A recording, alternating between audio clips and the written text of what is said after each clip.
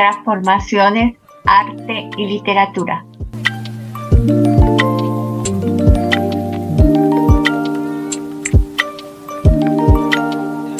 Acompáñenos en las diferentes historias, entrevistas, conferencias y tertulias literarias. Sí. Bienvenidos a Transformaciones, Arte y Literatura. Hoy nos acompaña una escritora española, Teresa Álvarez Olías. Bienvenida a nuestro programa. Muchas gracias, Maya, muchas gracias.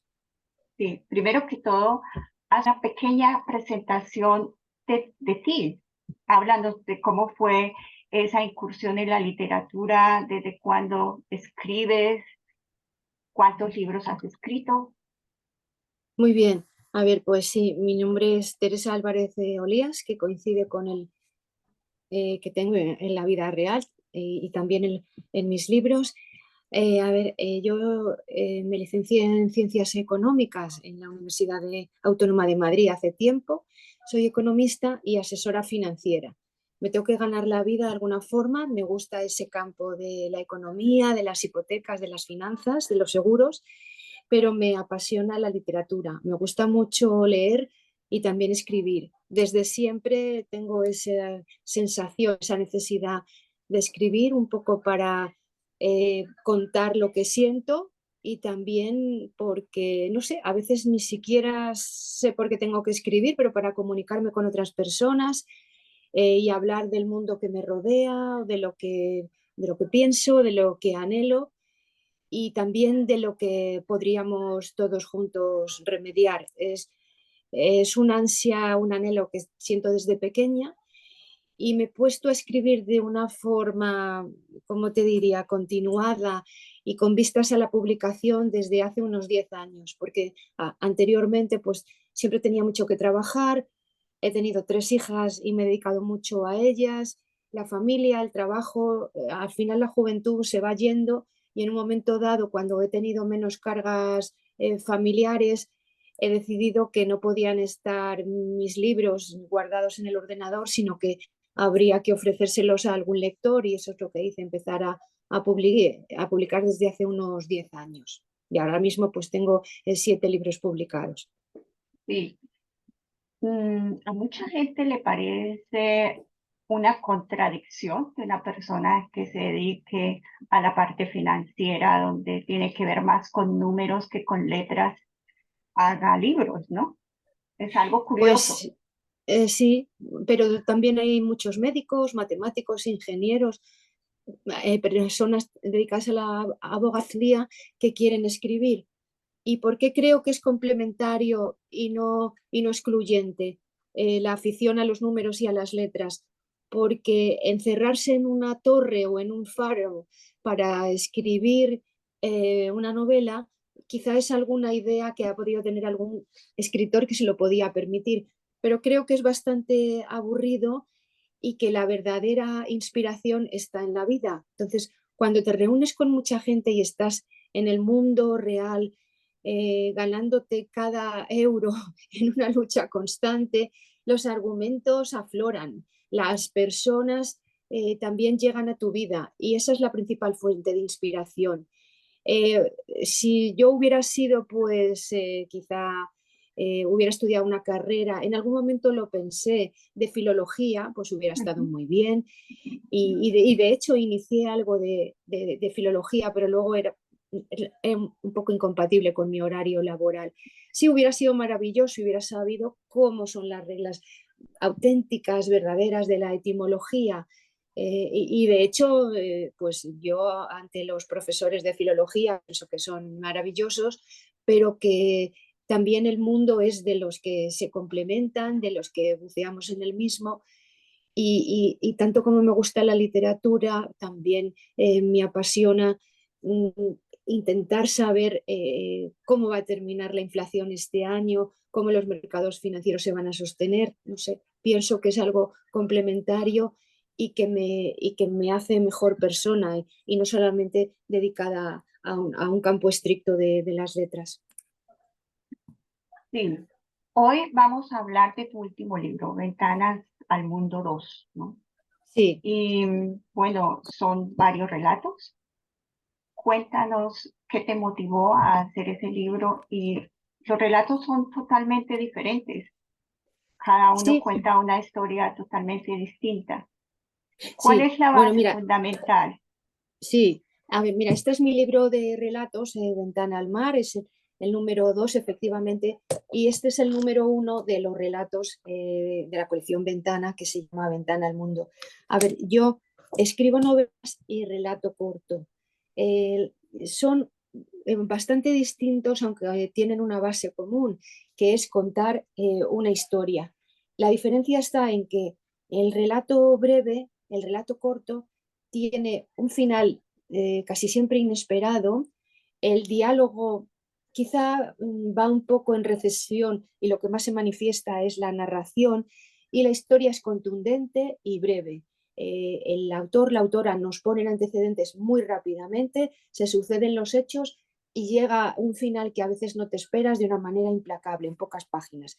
Mientras que la novela va buceando y va llevando al lector, a la lectora por distintos caminos, va abriendo psicologías de personaje, situaciones, se recrea en la narración, se recrean los diálogos, a veces ocurren acontecimientos también inesperados, uno, dos, tres, cuando todo el argumento se aproxima al final, suele ocurrir también otra hecatombe que te distorsiona, pero en general, cuando el lector y el protagonista lo han pasado muy mal, el autor, la autora suele dar un final feliz. Y al revés, cuando el protagonista se recrea y todo es una maravilla, pues claro, el lector se está aburriendo y suele encontrar un final triste. Pero bueno, no siempre ocurre así, pero que digamos que en la novela nos van llevando por ríos y por mares, mientras que en el relato corto, como cada uno de los que se encuentran en el mismo libro es en general independientes de otros, pues las historias son distintas y los finales también inexplicables. Aquí en Ventana al Mar la tónica dominante, el argumento que los aúna a todos es que son históricos. Es decir, ocurren en Roma, en la Roma clásica, un par de ellos, el primero y el último, también en alguno en el siglo XIX, dos o tres en el XX, sobre todo a finales del siglo XX, que es, digamos, los que más podemos conocer, y luego un par de ellos son más actuales y están en el XXI, pero son una mezcla de historias que ocurrieron en el tiempo, que tienen mucho que ver con acontecimientos históricos reales, y pues me gustó que tuvieran un marco, como te digo, histórico, mientras que el primer libro, Ventana al Mundo, son relatos muy actuales escritos en primera persona y bastante, como diría, como de desahogo. No es que sean míos autobiográficos, pero las personas los las protagonistas, porque son mujeres en este caso, cuentan su vida y su vida actual. En Ventana al Mar estoy escribiendo en tercera persona, no necesariamente es una protagonista la que lo cuenta y son relatos un poco ajenos a mí, históricos. Esa es la distinción entre ambos. Sí, precisamente el final que tú dices de los relatos cortos en el segundo libro a veces quedan inconclusos. En mi Sí, sentir, al leerlos, yo quería el pedacito que faltó. sí, es verdad, sí. A veces se permite esa licencia y me parece muy interesante la autora o el autor que deja al lector un poco, oh, no me esperaba esto, o eso, como tú dices, inconcluso, para que el lector imagine cómo es ese final. Está bien, te dejan un poco, yo hubiera querido otras cosas, pero te lo deja en el aire, con lo cual es posible que lo que tú pienses está ocurriendo. Sí, la novela espera, consigue que el lector finalmente ya descanse, lo está pasando mal en el sentido de que quiere saber qué ocurre con el problema de los protagonistas, porque siempre hay una situación crítica y normalmente el lector descansa porque ves que ese final es el que esperabas. ha pasado muchas historias dramáticas entre el principio y el final, pero ya hay un descanso para ese lector. Y en cambio, en el relato corto es más inquietante, porque quizá no pasaba nada en toda la historia, pero el final es el que te deja completamente a cuadros, porque el Sí, asesino era el que estaba narrando y el muerto, no voy a decir que resucitó, pero no era la víctima, sino el otro. Eso en la novela no suele pasar, pero el relato corto es más original, más impactante. Y bueno, pues también se lee muy bien. Te voy a comentar, solo porque me lo dicen mucho, en algún tiempo, al principio, hace 10 15 años, siempre fue la novela el género literario que más se vende, quizá que más guste, quizá que más se venda. Y después el relato corto, no solamente después, en distintas épocas ha renacido. Y a mí, cuando he publicado estos dos libros de relatos, incluso otro que tengo al principio, que se llama Volando de una ciudad a otra, que tengo aquí, cuando lo publiqué, estos libros de relatos siempre me dicen, qué bien, porque en este mundo de hoy no nos da tiempo a leer una novela, cosa que yo no comparto demasiado, pero sí hay mucha gente que quiere leer algo sencillo y breve, que se sí, ponga en una tarde y en media hora que tiene leer un relato desde el principio hasta el final. Eso no ocurre con la novela, que necesita una continuidad de días o semanas, pero el sí, relato depende puede del leer lector. uno o dos en un tiempo breve y eso a veces gusta en nuestra actualidad en la que vamos tan deprisa y quizá por eso también tiene algún éxito el relato breve. Yo leo absolutamente de todo, me gusta y tengo tiempo para un relato breve, tengo tiempo para una novela larguísima y no estoy muy de acuerdo tampoco en que el libro tenga que ser de pocas páginas, ¿no? Sí, Pero para gustos se hicieron los colores. sí. Para mí hay una confusión entre los relatos históricos y los relatos normales, o sea, los que tú Sí, escribes en la primera y en la segunda. Los hechos acontecieron, son sí, reales, son sí. reales y tú los pones en forma pintórica o les das tu toque personal o solamente te basas en los hechos y tratas de relatarlos como tú los ves. Pues tengo mucho respeto por los historiadores, por las personas que estudian historia, tanto como por nuestros antepasados que vivieron antes que nosotros. Entonces, siempre me documento muy bien cuando voy a hablar de un tema que ignoro por qué se me mete en la cabeza y Ujú. quiero escribir de ese tema. De repente algo me gusta de tal situación, por ejemplo, de la Roma clásica, espectacular lo que fue el Imperio Romano, con sus luces y sus sombras. Entonces, cuando en algún relato de Ventana al Mar, al menos en dos de ellos, quiero hablar de esa Roma clásica, por supuesto que mi protagonista, bueno, es como una pareja, pero sobre todo es una chica joven en edad de prometerse en matrimonio. Eh, yo estoy contando todo lo que le pasa a ella y digo cómo va vestida, en qué fiesta está, de qué hablan sus compañeros de banquete, cuáles son sus sueños, qué ha hecho el día anterior. Entonces yo te estoy describiendo lo que pasaba un poquito, ojalá lo pudiera dominar, pero he repasado distintas lecturas, Ujú. libros de historia, por supuesto museos, donde puedo adivinar cómo era o cómo podía ser la sociedad romana.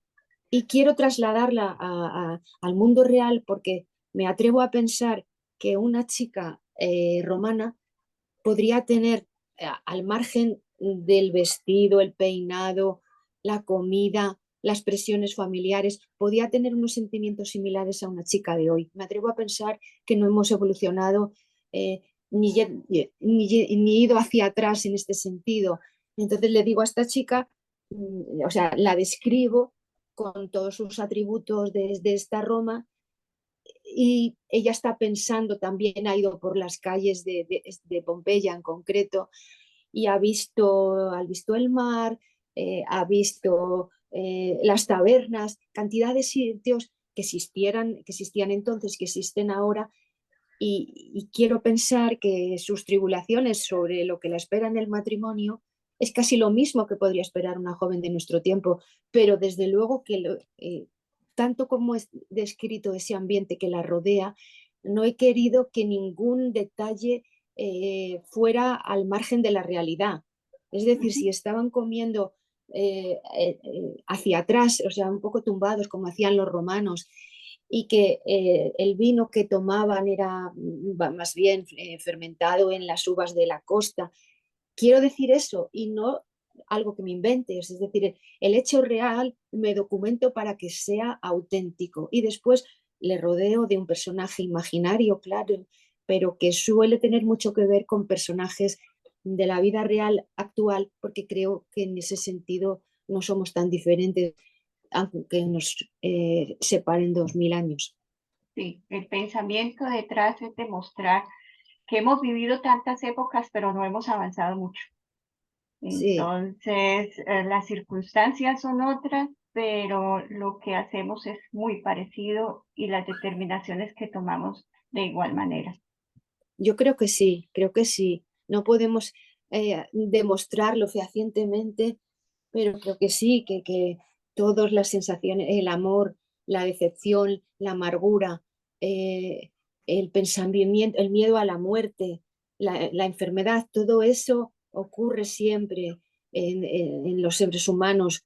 Lo que va cambiando es la tecnología, la técnica, incluso el paisaje, ¿no? Quizá en nuestro mundo es mucho más ciudadano, las ciudades son más grandes, antes eran más pequeñas, pero vivimos en el mismo suelo y en el mismo planeta y con sentimientos muy parecidos y las mismas contradicciones que puedan haber tenido nuestros antepasados las seguimos teniendo. Aunque es verdad que en el último siglo, eso a veces yo insisto mucho en ello en algunos artículos que he publicado, el último siglo ha sido muy, muy definitivo para asentarnos en la, no voy a decir en la abundancia, pero un poco en la tranquilidad, aunque mucha gente, muchos habitantes de nuestro planeta aún siguen teniendo hambre y malas condiciones de vida, eh, eh, todo lo que es el adelanto sanitario, la cuestión sanitaria, educativa, el nivel de vida y la técnica han mejorado mucho en el último siglo.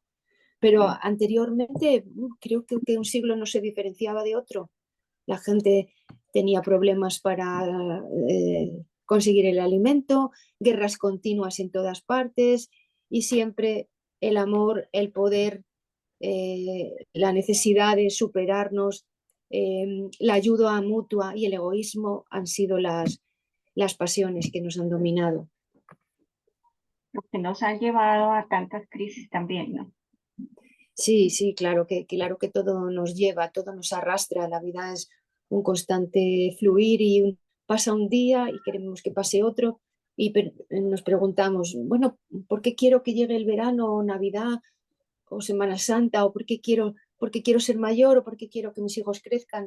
Si yo también voy en una carrera loca hacia alguna parte que desconozco, pero sí, todo es una evolución y la evolución humana nos ha traído a nosotros aquí. Entonces, debemos estar agradecidos a todos los que han vivido antes, con todas sus contradicciones y sus pasos adelante y atrás, y con sus miserias y decepciones, pues creo que hemos construido yo soy esencialmente optimista, hemos construido un mundo en el que podemos vivir con muchísimos fallos y problemas, sí, pero vamos a solucionarlo entre todos y no vivimos esencialmente mal, creo. Sí, los avances tecnológicos y los avances tanto en la forma de la economía y de manejar el mundo han cambiado en el último, sobre todo en los dos últimos siglos, pienso yo también. Sí, Sin embargo, después de la pandemia ha habido también como un avance hacia atrás, pienso yo. sí, Es, es algo que nos marcó a todos también, que es, que es precisamente ahora, en lugar de haber aprendido algo, parece que se nos ha olvidado todo lo que eso. nos han enseñado. Sí, sí, yo lo creo. A ver, la pandemia ha supuesto un momento muy importante para la historia de la humanidad. A veces lo queremos olvidar, ¿eh? Porque creo que han muerto como 5 millones de personas en todo el mundo y cada uno lo vivió como su propio, en España lo llamamos confinamiento, como su propia cárcel en su casa, en su propio entorno, con la poca familia con la que conviviese, si vivía solo, solo, y pudiendo salir en un momento dado a un entorno muy corto de su espacio, de su barrio, ¿no? Y con mucho miedo a morir, a enfermar, sobre todo los que tenemos no somos jóvenes, pues con mucho miedo porque los jóvenes se iban salvando, pero los mayores no tanto.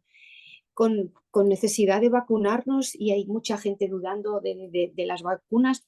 En cada país se ha vivido este verdadero drama y sí que aprendimos mucho en ese momento de que es importante la amistad, la tranquilidad, la familia. Creo que de todas las instituciones se han socavado precisamente por la pandemia, muchas empresas han caído, amigos y matrimonios se han disuelto, han tenido problemas, hay personas que han muerto, otras que han quedado con graves lesiones por la enfermedad. Creo que la familia, algunas o unas cuantas familias, pero el sentido de familia ha quedado quizá como la única institución que ha quedado como a salvo. Todos ansiábamos eh, eh, hablar por videollamada con nuestros familiares, de hecho con personas o familiares con los que no hablábamos nunca, de repente descubrimos que podíamos estar en contacto.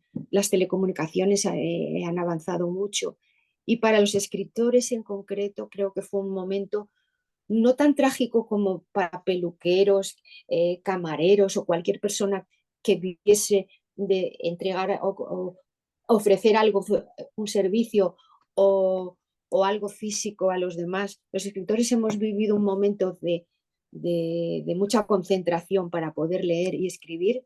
No hemos sido los que lo hemos pasado mal, pero hemos reflexionado sobre nuestra posición en el mundo. Hemos avanzado obras. Yo conseguí terminar una novela que tengo por aquí, se llama El Sol de Diciembre. Esta es una novela actual, escrita precisamente en el 2020, es las más largas de los libros más largos que tengo, son unas 400 páginas, porque tenía tiempo, y no es que estuviera todo el tiempo escribiendo, pero había tiempo para leer, para cocinar, para ver televisión, para pensar y para escribir. Y creo que ese momento no, ha sido muy importante para todos. Y bueno, vamos a pensar que había resoluciones que en ese momento tomamos, como que después de la pandemia, si salíamos de aquel momento íbamos a cambiar, el cambio climático lo íbamos a solucionar, la hermandad entre los pueblos también, íbamos a ser más consecuentes con nuestro trabajo y con nuestros sentimientos. Sí, hicimos ese propósito porque tuvimos miedo, tuvimos mucho miedo. Y luego, pues poco a poco nos hemos ido relajando, ¿verdad? Pero Nos ha algo ido habremos olvidando, aprendido. Sí, olvidando lo relajando y aprendido y lo confiando. vivido, ¿no?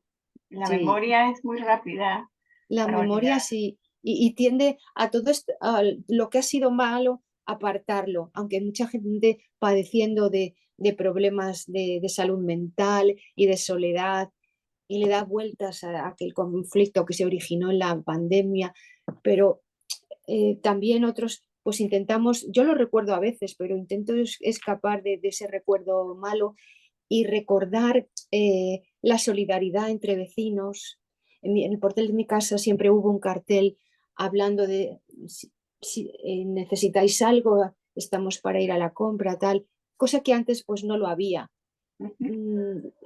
Hubo porque nuestros vecinos eran lo único casi que teníamos y daba miedo ir a la puerta de al lado, pero si tenías algún problema es que necesitabas que el alimento, si tú te sentías contagiado, contagiada, necesitabas que te trajeran la compra a casa, Claro. necesitabas a los vecinos y eso creo que nos hizo reflexionar y nos ha hecho un poco mejores, pero por supuesto hemos perdido muchos anhelos que teníamos, muchos objetivos maravillosos que teníamos, los hemos ido perdiendo con el pasar del tiempo. Sí, que nos ha pasado rapidísimo el tiempo. Por eso te queremos pedir que nos informes en dónde te podemos encontrar, dónde se consiguen tus libros, cuáles son Sí, tus páginas en las redes sociales. perfecto. Pues muy bien. Pues mira, mis libros están en Amazon porque las personas y los lectores te lo piden y porque de alguna manera Amazon ha llegado a nuestras vidas quizá para suplantar a otros medios o a otras editoriales, pero también ha conseguido que yo pueda vender mis libros en Alemania, en América Latina, en mi país, España, en Estados Unidos, y antes era muy difícil. Entonces, en Amazon, con mi nombre, Teresa Álvarez Olías, aparecen todos mis libros publicados. Y desde luego también tengo dos editoriales que se llaman Editorial Amarante en España, que también Ujú. se puede conseguir alguno. Por lo Campo de Amapolas y El Retablo están en En la Amazon y editorial, también, en Amazon. En la sí, editorial están y, algunos. y en ¿Cuáles Editorial son? Amarante también. Editorial Amarante, la web Editorial Amarante, Ujú. que está en Salamanca, radicada en Salamanca, en España, también se puede conseguir al menos dos de ellos, que son Campo de Amapolas y El Retablo. Ambos son dos novelas ubicadas en los años 30 y en los años 60 del siglo XX, que es, bueno, es el siglo en el que nací, donde he vivido media vida y que me parece muy apasionante para contarlo. También en algunas librerías físicas españolas se pueden encontrar, pero para el público así internacional en Amazon. Es curioso lo que pasa con Amazon, tanto para lectores como para autores. Hay personas que pueden decir, no lo quisiera comprar en Amazon. Bueno, pero puedes comprarlo en otra parte. Pero si no estamos en Amazon, los autores casi que nos lo exigen. Y si alguna persona no lo quiere comprar en Amazon porque prefiere la librería física, pues también estamos en la librería física. Tenemos que estar como en todas partes. En las grandes librerías que tenemos en Madrid, por ejemplo, la cadena FNAC y el Corte Inglés, están también mis libros. Y luego mis redes sociales, por supuesto, estoy en Facebook, también en LinkedIn, que me parece muy profesional, y ahí lo comparto mucho con mi carrera de asesoría financiera. También en Twitter, M. Álvarez. Y bueno, las redes sociales, pues me parecen muy importantes, aunque yo no he llegado en mi primera juventud a este mundo de las redes sociales, pero lo primero que me dijo la primera editorial con la que contacté es, muy bien, este libro lo podemos publicar, habrá que poner esta portada, quizá maquetarlo de esta manera, tal, pero sobre todo tienes que tener redes sociales. Y bueno, pues a mí yo no estaba en ese mundo de las redes sociales, pero para los autores es importantísimo. Sí, es verdad. Solamente mi perfil de autora es el que está en las redes sociales. Luego mi vida privada es la mía y ahí es donde como escritora estoy en Facebook, Teresa Álvarez Olías, escritora, porque es el camino por el que nos comunicamos, ¿no? Con los lectores, Sí, muy importante. O sea que estoy sí. en Facebook, Twitter, LinkedIn y también en Instagram, a donde he llegado un poco más tarde, pero me parece también muy importante, diferenciando que, por supuesto, yo no era una autora que quisiera dar mi imagen, pero al final creo que la tengo que dar por Sí, de todas recomendación. maneras se vuelve una persona pública cuando empiezan a Sí, escribir los te vuelves libros pública. y ahí Sí, tiene que haber una sí. interacción también con las personas que leen los libros. Es importante.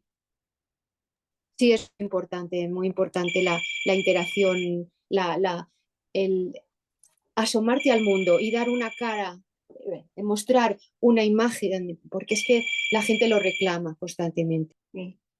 Teresa, muy agradecida por estar con nosotros hoy en el programa. Y bueno, si quieres dar un mensaje para los lectores, con mucho gusto. Pues muy agradecida, Maya, de la entrevista y que voy a dedicar a los lectores pues todo lo que pueda escribir, todo lo que haya escrito y todo lo que vaya a escribir en este año y en los próximos. Nunca sabemos cuánto tiempo nos nos falta por vivir. No pienso mucho en los lectores cuando escribo, en realidad, solo pienso en volcar ideas de la forma más bella y más explícita posible, pero es muy apasionante para una autora encontrarse con los lectores al cabo de los meses, ¿no?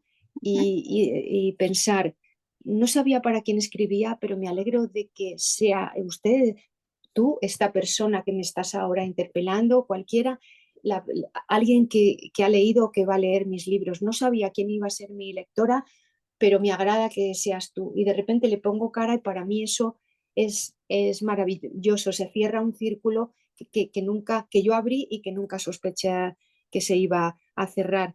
De cualquier manera, creo que leer es muy importante para descansar, para informarnos, para promocionarnos, para evadirnos y también para adquirir cultura, entendiendo por cultura no solamente pues, el refinamiento o las grandes artes, sino el hecho de vivir. La vida cotidiana es importantísima y cuando tú lees, pues ya tienes un referente para hablar con otras personas. Y cuando has leído, también hablas mejor. Cuando hablas mejor en tu propio idioma, también buscas hablar otros idiomas, te abres al mundo. Así que es importantísimo leer y calma mucho todo el dolor y la ansiedad que nos provocan los distintos accidentes de la vida. De verdad que lo recomiendo muchísimo leer. Muchas gracias. Muchas gracias, que vaya muy bien, Maya. Muchas gracias. Saludos.